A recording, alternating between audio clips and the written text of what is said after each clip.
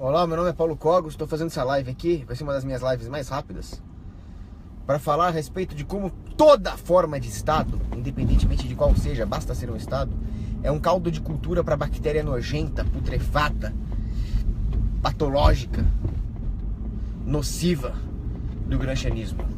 Tudo aquilo que destrói as bases da nossa própria humanidade, tudo aquilo que corrói a nossa alma. Antes que cheguem os espectadores, vou contar uma coisa aqui. Maldita Anatel.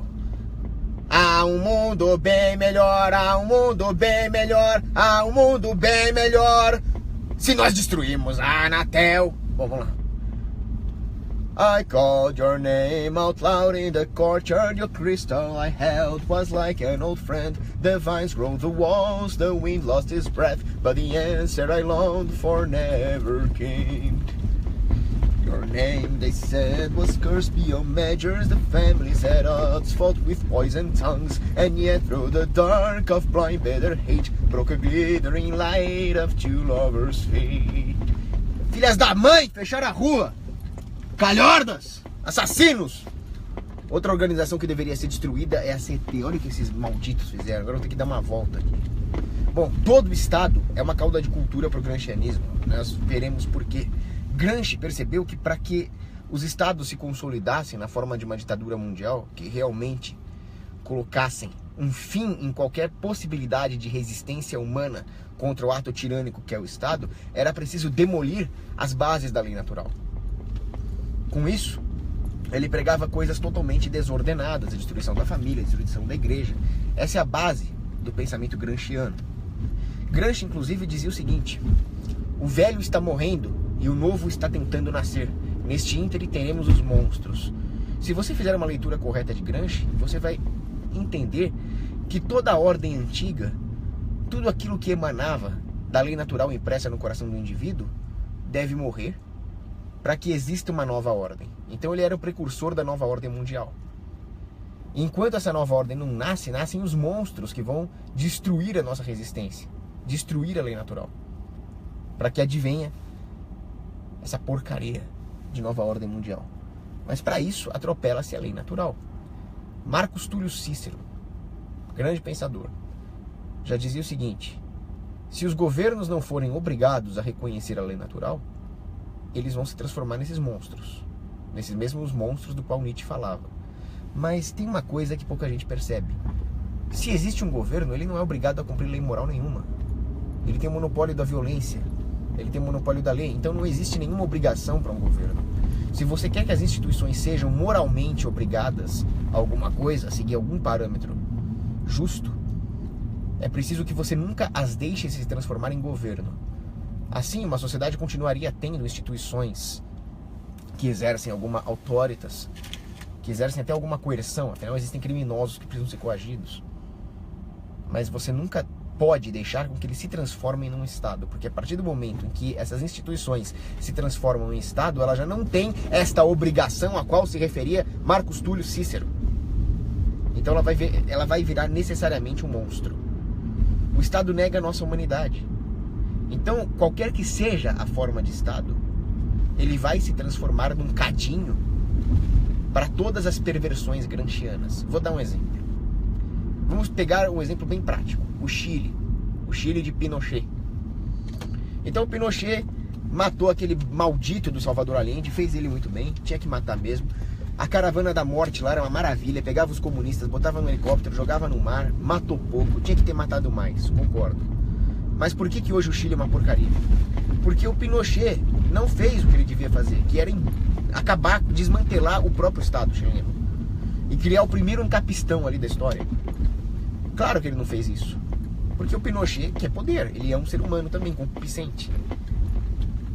Isso é responsabilidade da população, não deixar com que exista o Estado.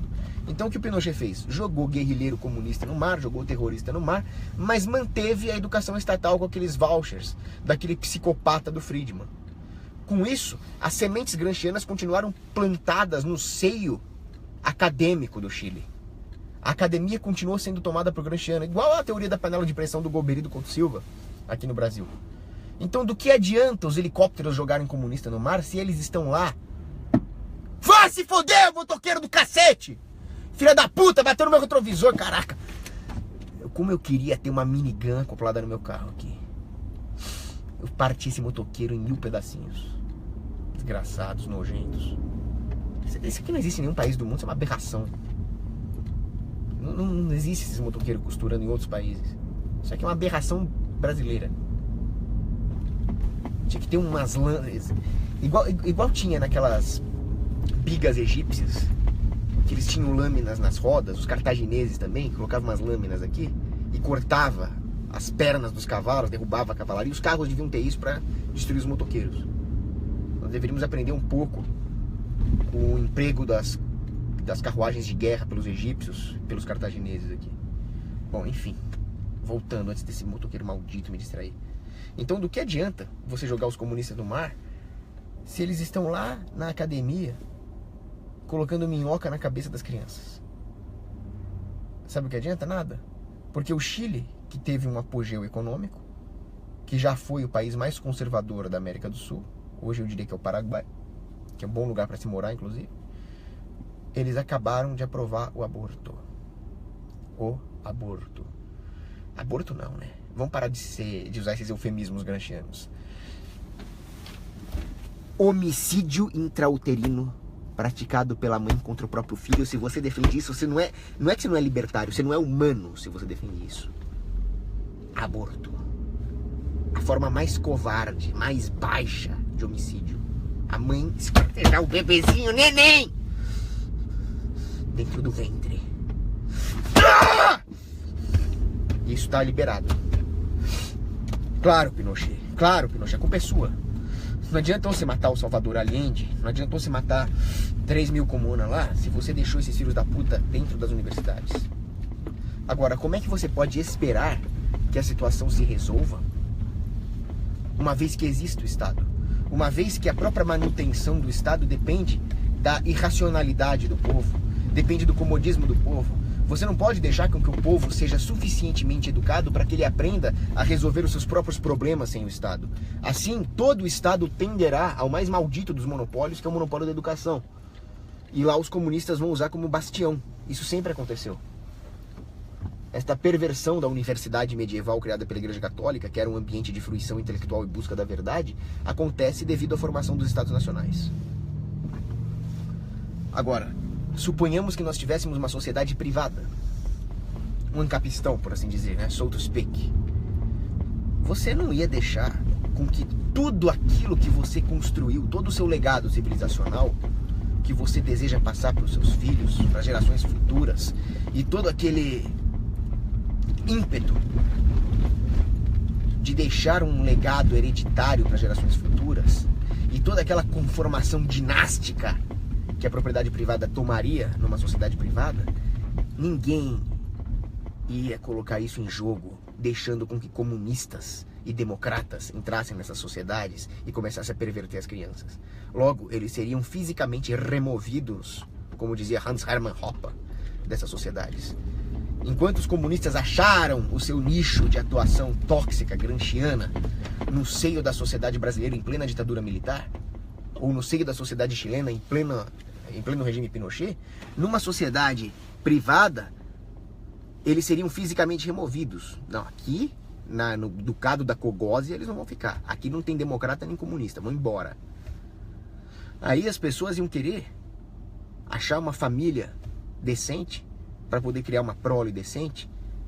E à medida em que uma sociedade privada, onde a propriedade privada e a necessidade da sua manutenção fossem criando pressões para um aperfeiçoamento moral, as pessoas procurariam casar com pessoas decentes. Assim, o homem não ia casar com uma mulher democrata. De jeito nenhum. Uma mulher não ia casar com um babaca estatista, um covarde, um cômodo, que quer um aparato coercitivo monopolista para resolver os problemas em vez de resolver sozinho. Isso não é ser homem. O vir justus, como era São José, nunca defenderia o Estado. Ele resolveria os próprios problemas. José nunca recorreu ao Estado para proteger Maria e o seu precioso filho Jesus. Ele era macho, ele resolvia ele mesmo. São José, o homem justo. É esse tipo de homem que uma mulher procuraria. E o homem procuraria uma mulher direita, conservadora, recatada, não uma democratazinha que fica dando pra todo mundo. E depois, quando ninguém mais quer pegar, ela casa. Isso é um absurdo. Ou seja, nós precisamos da propriedade privada para que os comunistas, democratas, pervertidos, todo tipo de degenerado moral, todo tipo de degenerado social fosse excluído, fosse colocado às margens do processo civilizador e assim não ameaçasse o processo civilizador. Chega desses degenerados. Coitado do meu volante aqui, ele tá pagando pelos pecados de todos os comunas da sociedade. Ah, mais uma coisa, Estado é monopólio. O Estado é monopólio. O monopólio é intrinsecamente irracional do ponto de vista econômico. Ele não aloca os recursos conforme um critério racional para sua alocação e muito menos conforme um critério econômico. Uma vez que não haja racionalidade na alocação dos recursos, nós temos a negação da economia.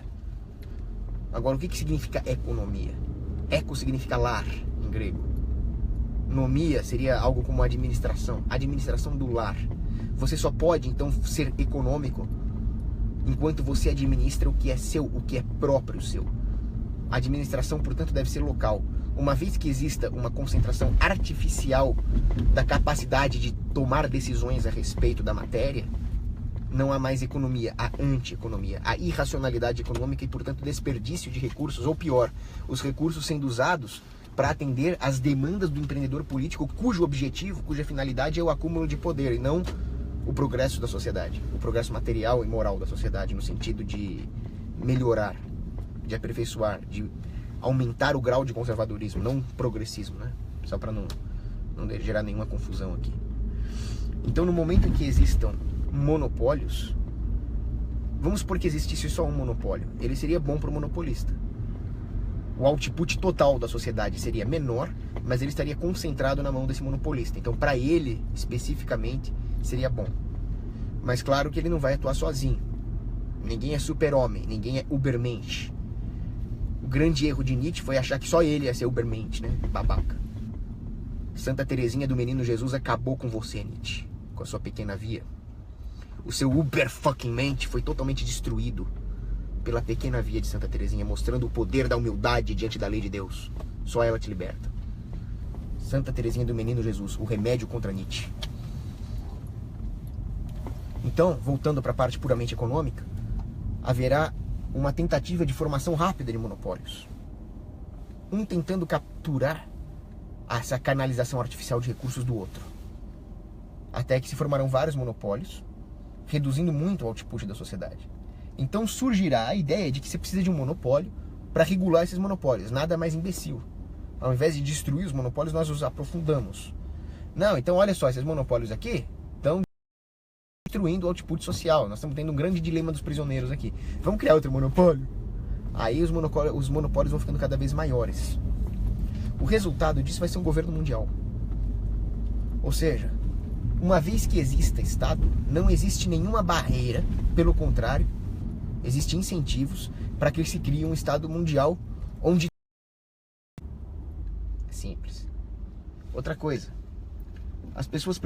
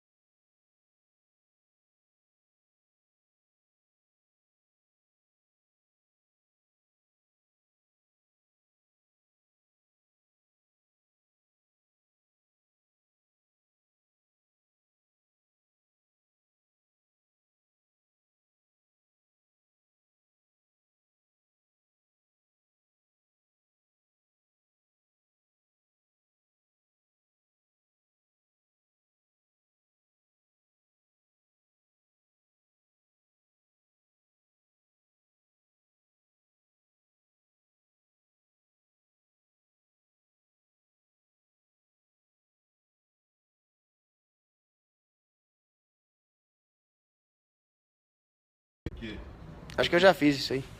Só vou terminar um vídeo aqui que eu tô gravando, mas acho que isso aí eu já fiz já. Bom, voltando. Quando que você fez? Acho que faz um tempo já. Mas voltando à gravação, que a Anatel me interrompeu barbaramente, mais uma vez para variar. Existe uma outra coisa. As pessoas precisam aprender a resolver os seus próprios problemas. Porque isso é o que nos faz humanos. O que nos faz humanos é justamente ter problemas e buscar uma solução racional, moral, para resolvê-las. Assim, aperfeiçoando-se tanto nas virtudes técnicas quanto nas virtudes morais. Agora, uma vez que exista um Estado, as pessoas se tornam cômodas em relação a isso. E o pior de tudo, o Estado é imediatamente uma solução, entre aspas, que não é solução coisa nenhuma, é problema, imoral. Então, ao depositar as suas esperanças numa solução aparente que é imoral, elas só vão se piorar. Elas vão se tornar comodistas do ponto de vista técnico, não vão conseguir encontrar soluções empreendedoriais para os problemas técnicos que surgem pelo próprio fato de nós vivemos num estado natural de escassez. E o pior, elas se corrompem moralmente. E aí elas acabam confundindo todas as coisas. É preciso entender uma coisa. O direito natural, inclusive o direito natural à propriedade privada, não precisa ser justificado por normas positivadas. As normas humanas é que precisam ser justificadas pela lei moral natural. E é isso que as pessoas não entendem. Então, quando existe um Estado, as coisas só vão piorando. O homem deixa de ser capaz de resolver os próprios problemas. E quanto mais os problemas surgem, mais o Estado se alimenta deles. Qualquer que seja o problema. Vou dar um exemplo. Vou dar um exemplo muito interessante. Segundo o historiador William McNeill, quando aconteceu uma epidemia... Oi! Vou pegar! Pera aí, eu tô gravando um vídeo, você tá passando maior vergonha na frente de... Você tá passando maior vergonha na frente de um monte de gente aqui. Então... Terminando, né? Segundo o historiador William McNeill, quando houve uma epidemia de varíola no Império Romano, mais ou menos ali por volta do século III depois de Cristo, houve uma queda enorme da população. Quando houve essa queda enorme da população, os oficiais romanos, desesperados com a queda na arrecadação de impostos, deixaram com que os bárbaros invadissem ali a região e fossem sendo incorporados ao Império Romano. Mas o que aconteceu de fato é que os bárbaros foram incorporando o Império Romano, como os muçulmanos estão fazendo na Europa hoje. Ao mesmo tempo, à medida em que a população ia caindo, ficava mais fácil controlar. Então, esses mesmos oficiais romanos escravizaram agricultores que antes eram relativamente livres, dando origem ao sistema de coletivização agrária, conhecido como feudalismo. Então, o feudalismo não seria uma invenção medieval. Pelo contrário, toda a evolução da europeidade ao longo da Idade Média foi uma tentativa de driblar a coletivização feudalista e construir as cidades que floresceram nas margens desse sistema. Então, qualquer problema que exista, por exemplo, varíola, que é um negócio da natureza, dá margens para o Estado se alimentar. Quando as pessoas desaprendem a resolver os problemas de maneira ordenada e moral, o Estado se alimenta desses problemas. Então, qualquer que seja a forma de Estado, vai ser um caldo de cultura para a sua própria expansão. E à medida que o Estado se expande, ele não para de empreender. É claro que chegaria uma hora que as pessoas vão perceber a imoralidade intrínseca ao Estado. Então, o que o Estado faz? Ele se inova. Ele mata o velho para fazer surgir o novo. Como? Através dos monstros. Como falava aí o próprio Gramsci, né? E não adianta se falar, existem políticos bem intencionados. Eles se tornam os monstros ao encarar esse abismo. Aí é o próprio Nietzsche que falava, né? Porque o Nietzsche tinha umas sacadas boas contra o Estado. O problema é que ele achava que o homem poderia ser autossuficiente em si próprio, mas não. O Ubermensch, de novo, se o Ubermensch cria o seu próprio sistema moral idiosincrático, você vai criar uma grande tragédia dos comuns moral. E aí advém outro Estado. Não adianta você achar que você é libertário porque você é contra o Estado. Até aí os anarcocomunistas também se dizem contra o Estado. Mas se o que eles defendem descamba no Estado, eles não são libertários. Esse é o problema do Ubermensch. Você só resolve o problema colocando um parâmetro moral absoluto, que é Deus. Sem Deus, não faz sentido falar em moralidade e, portanto, não faz sentido falar em direitos. Só com Deus mesmo. Por isso que uma sociedade católica é a nossa única esperança. Então, acho que é isso aí. Vou pegar o que eu tenho que pegar ali.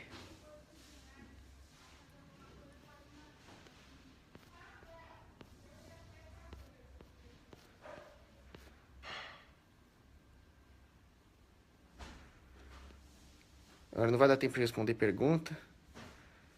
Que eu não quero deixar minha mãe estressada. Honrar pai e mãe, quarto mandamento, importantíssimo, hein? São José Maria Escrivá falava que este é o feliz mandamento. Aliás, todas as leis de Deus nos libertam, né? Então eu vou lá pedir desculpa pra minha mãe e vou arrumar as coisas logo pra não deixar ela estressada. Tchau.